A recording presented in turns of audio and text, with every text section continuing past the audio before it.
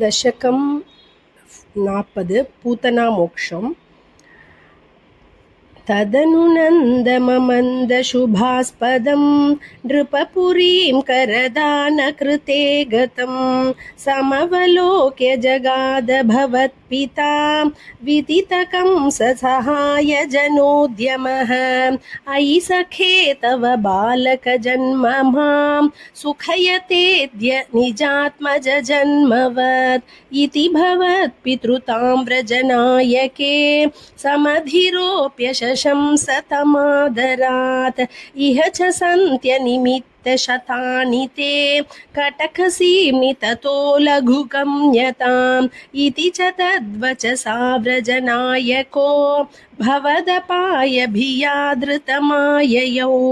अवसरे खलु तत्र च काचन व्रजपदे मधुराकृतिरङ्गना तरलषट्पदलालितकुन्तला कपटपोतकते निकटं गता सबदि सा कृतबालकचेतना निशिचरान्वयजा किल पूतना व्रजवधूष्विहकेयमिति क्षणं विमृशतीषु भवन्तमुपाददे ललितभावविलासहृतात्मभिः युवतिभिः प्रतिरोद्धुमपारिता स्तनमसौ भवनान्तनिषेदुषी प्रददुषी भवते कपटात्मने समधिरुह्य तदङ्गम् अशङ्कितः त्वमथ बालकलोपनरोषितः